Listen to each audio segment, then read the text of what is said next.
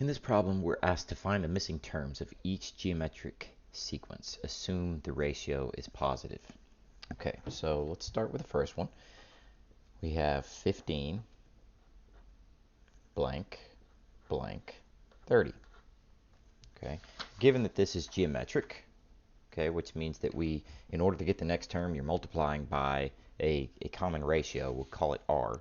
Okay, so in order to get from 15 to the next term, you'd multiply it by r. In order to get to 2 terms away, you'd multiply it by another r, so r squared. And in order to get 3 terms away to the 30, you'd multiply it by r, and another r, so r cubed. So you can say that this 30 right here is the same thing as 15 times r cubed. And that way, we can figure out what our r is. And then we can figure out the 2 missing terms. Okay, so if I divide both sides by 15 there, I get r cubed is equal to 2. So r is equal to the cube root of 2.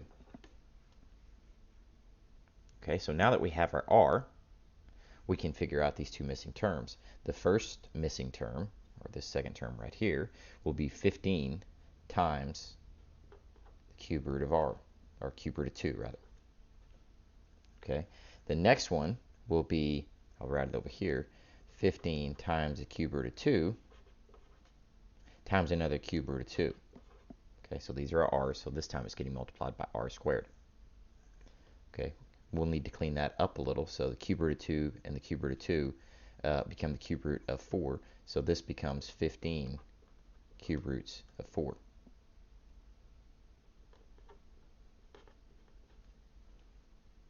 Okay, and then you get to 30, and if you're not sure if you're going to actually get to 30 on your next one, you can just multiply it by your r again and see if you get 30 as an answer. So let's do that. 15 times the cube root of 4 times another cube root of our r, which is 2. Okay, so that will give us 15 times the cube root of, when I bring these together, 8. And the cube root of 8 is 2. So that's 15 times 2 equals 30. So it works. You do get your 4th term. All right. Our next one has 11 blank blank blank 1. So for B, 11 blank blank blank 1. Okay, so this time, to get the second term, we'd multiply 11 by r, and then by r squared, and then by r cubed, and then by r to the 4th power. Okay, so the missing 3 terms inside. So in order to get our common ratio, we would have 11 times r to the 4th power is equal to 1. So r to the 4th power is equal to 1 over 11, and r is equal to the 4th root of 1 over 11. Okay, so in order to get the second term, we would need to multiply the 11 by the 4th root of 1 over 11. So you get our second term. Let's write that down here. Second term is equal to 11 times the 4th root of 11. Now, you could probably clean that up a little if you wanted to bring the 11 to the inside. Remember, when you bring a number that's outside of a radical into the radical, you have to multiply it this many times by itself in order to bring it in here. And this should be 1 over 11, not 11, excuse me. 1 over 11. I'll write that again, 11 times the 4th root of 1 over 11. So if I want to bring this inside, I have to bring it inside as an 11 to the 4th power. So that would be the 4th root of 11 to the 4th power over 11, which is the 4th root of 11 cubed. Okay, so our second term is the 4th root of 11 cubed. Okay, now to get to our next term, we could multiply that again by this right here. And actually, this might make it a little easier if you could actually change this into exponents if you wanted to. Possibly, I don't know if I'll do that yet, but I can show you how to change this into an exponent instead of a radical with a fraction. You've got the 4th root, so that's to the 1/4 power. So this is 1 over 11 to the 1/4 power. But then if you want to bring the negative up, or the 11 up and make the exponent negative, this is 11 to the negative 1 to the 1/4 power, which is 11 to the negative 1/4 power. Okay, that might help in this problem.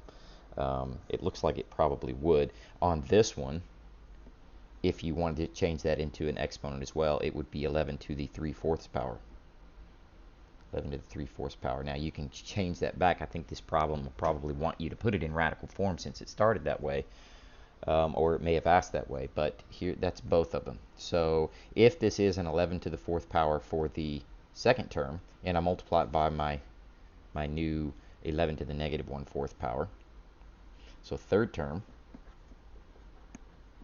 would be 11 to the 3/4 times 11 to the negative 1/4, that's my r. Okay, and you add exponents, so that's 11 to the 2/4, or 11 to the 1/2, which is the square root of 11. Okay, so our second term there is square root of 11. Okay, and now for our fourth term, I take the 11 to the 1/2 and I multiply that by our r, which is 11 to the negative 1/4. And that becomes 11 to the 1/4 power, which becomes the 4th root of 11.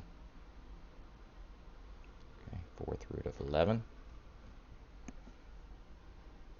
And if we wanted to do it one more time, just to make sure that our last term gives you 1, you would have 11 to the 1/4 times 11 to the negative 1/4.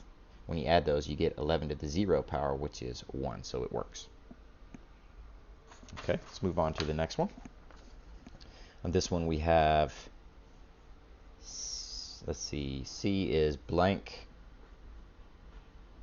11 blank 2. Okay, so in this one we're going to have to work forwards and backwards. Okay, so the first thing we'll do is work forward to get from here to here. So assuming that this was our first, we'll ignore this one for a second. Assuming this is our first, to get here would be multiplied by r, and to get here would be multiplied by r squared. So we have 11r squared is equal to 2. R squared is equal to 2 over 11. And r is equal to the square root of 2 over 11. Okay, now to get to the next term, we would multiply. We'll call this, well, first, second, third, fourth term, just to keep in the order that it is there. So to get our third term here, we're going to take 11 and we're going to multiply it by our r. So multiply it by square root of 2 over 11. Okay, let's bring the 11 into this parentheses, or into this radical. So that would make 11 squared times 2 over 11. Cancel out one of those and it becomes the square root of 11 times 2, which is 22. So square root of 22. All right, now to work backwards, now that we know what our r is, we can work backwards. So we were multiplying to get the next term, so we'll divide to get the previous term. So 11 divided by r, or divided by the square root of 2 over 11, will give us our next term. This is our first term. Okay, so we take our second term and divide it by r instead of multiplying it by r. Okay, and that will give us, let's see, so we can clean this up and become 11 over square root of 2 over the square root of 11. You can flip and multiply, so that would be 11 square root of 11 over the square root of 2. And let's see, rationalize the denominator, so multiply top and bottom by square root of 2. So that becomes, let's put that there.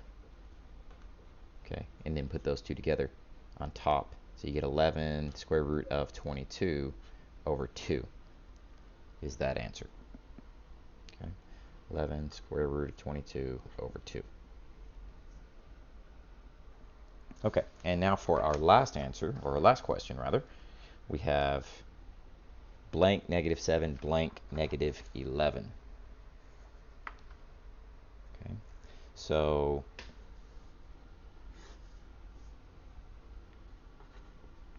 blank negative 7 blank negative 11.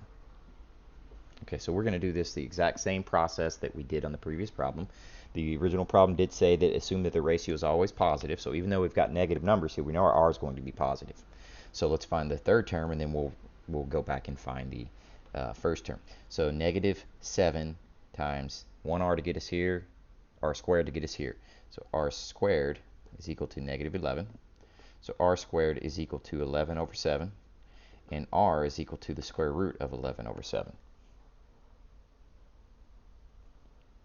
Okay, so we can clean that up a little bit if we want. So we can say that this is square root of 11 over the square root of 7. Rationalize the denominator, so that would give us, let's see, multiply by square root of 7 on top and bottom. So that would give us the square root of 77 when we multiplied the top, divided by 7. Okay, so that's our r. So let's multiply our r. That makes it pretty easy to multiply by this to get here, because this is a 7 and we have a 7 in the denominator. So for the third term, we'll get negative 7 times our r, which is the square root of 77 over 7. This cancels, the negative stays, so it's negative square root of 77 for our third term. And for our first term, we'll have to divide just like we did last time. So negative 7, let me write the first term here. Negative 7 divided by our r, so divided by the square root of 77 over 7, flip and multiply, and you get negative 49 over the square root of 77. Okay, and let's see if we can, what can we do to clean that up? We can rationalize, so we would get negative 49 square root of 77 divided by 77. So it's multiplying top and bottom by the square root of 77. It looks like both of these are divisible by 7, so that becomes negative 7 square root of 77 over 11. And that's your first term. And that's it.